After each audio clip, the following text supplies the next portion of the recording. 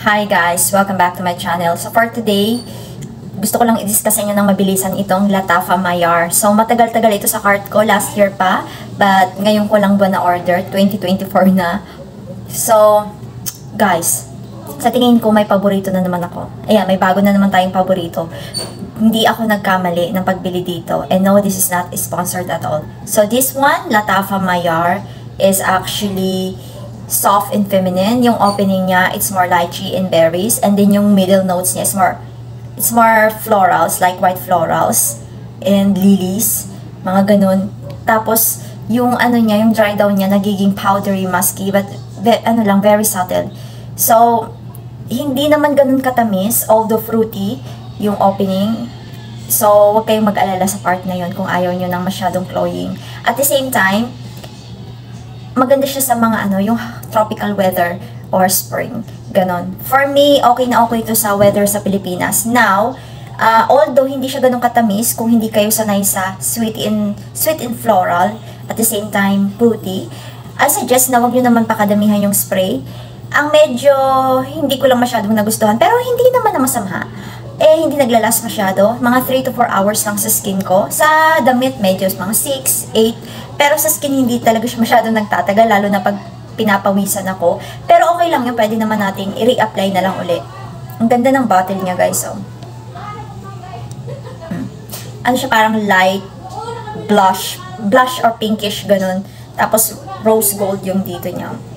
Super ganda. So, yes, recommended. And meron to actually takip. Yung parang, lata. Pero, tinanggal ko na kasi sa delivery na UP na siya. So, tinapon ko na.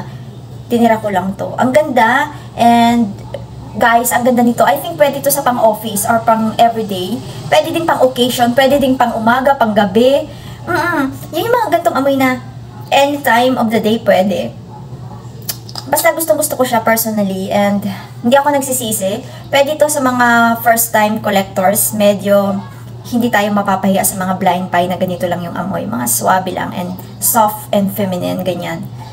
Ganito talaga yung mga gusto kong amuyan usually sa Pilipinas. Although nagtatry ako ng mga gourmand, na mga medyo mas mabibigat, pero bumabalik ako sa mga lighter lang. Kasi nga, syempre, meron din kasi ako asthma and allergic rhinitis. So ako din minsan yung namumroblema pag nasobrahan ako ng spray sa sarili ko. Ako din yung namumroblema. So guys, try nyo lang kung gusto nyo, lalo na sa mga young ladies. Pwede to. Mabango siya, girls, sinasabi ko sa inyo. Pwede din siguro sa guy. Bahala na kayo kung anong trip nyo. Pera nyo naman yan. Basta, ang cute-cute pa ng bottle, guys. Oh. Basta talaga mga Arabian perfume na. Yung mga bote nila, hindi sa kanila bara-bara. Ganyan. Ang cute, oh. Ang ganda. So, I'll just see you again in my next video. Sorry. Nasinok na ako. Nagmamadali ako kasi may lakad ako ngayon. Hindi ko na patatagalin kasi yun lang naman talaga yung sasabihin ko. Wala naman masyadong kung ano-ano pang paligoy-ligoy. Yan. Ang ganda. So, I think bibili uli ako nito. Para sa sarili ko, syempre. Bye guys! Thank you sa panonood. Nagmamadali na ako kasi actually medyo late na ako. Pero, sayang lang kasi matagal ko ng plano tong i-share sa inyo. Lagi ko nakakalimutan. Ang bango. Makaasar. Bye guys! Ingat! Don't forget to try Lattafa Mayar. Dapat bayaran na ako ng Lattafa. Bye!